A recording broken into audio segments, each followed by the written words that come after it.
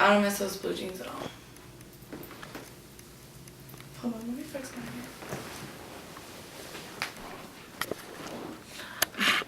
I don't miss those blue jeans at all. It was a Friday, and I had been climbing a wrought iron life with my eyes closed, hoping to fall down into love when the company was right. On Saturday, you asked if you could stay another sunrise, and my toes were cold and your socks were warm, and I said yes, smiling. On Sunday, you were awake to see it, and though my ceiling displayed the time, you kissed me conscious to ask what day it was. When I said 14, you called me Valentine. It shook me like the first time I felt your knees fill the backs of mine, the first time I saw you naked.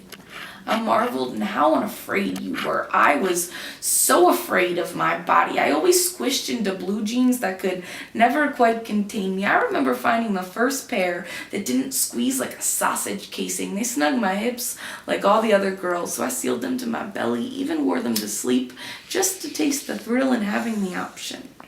When my thighs rubbed holes in their hems, I took them to my mother, who fixes everything. After a year, she insisted they wouldn't survive another patching. I had to rip them off me like a massacre, then teach me how to exhale again.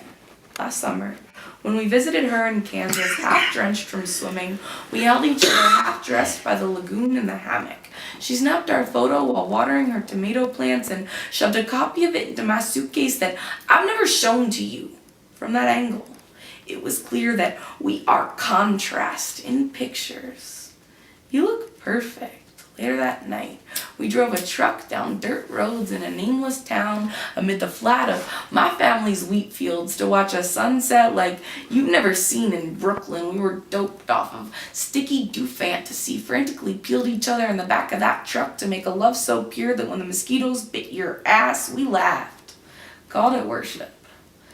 I realize now how silly it's been to hide that photo, like how silly it was to cry over blue jeans, how dangerous to possess anything so obsessively your sweat.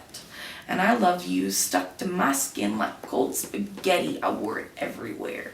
Flaunted a mask of your footprints, hoping that in its disguise, the world would admire me as you have. And I saw that between our thighs and lips and fists, we'd rubbed a lot of holes in this, but I pledged to thread needles in my free time. I fastened up to become a fixer.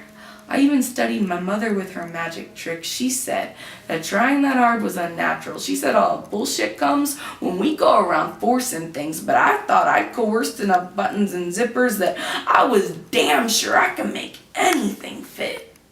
And still, you fed me farewell 4 days before I thought you would again call me Valentine. I begged you to stay in such a way that I am sickly embarrassed of. I begged you to claw as hard at the bone as I always do. You kept unaffected, so I cackled puny punch-eyes goodbyes. It was raining as I choked brass knuckle words out. I didn't mean them, but I wanted to. You said to unremember this memory, but I hid it so deep in your spleen that it will rupture your guts when you finally regret this. Called my mother today. She booked a flight for next week with unveiling remedies to tear you from my tear ducts like another rescue amputation and reteach me how to exhale once again. Yeah. That's fucking awesome.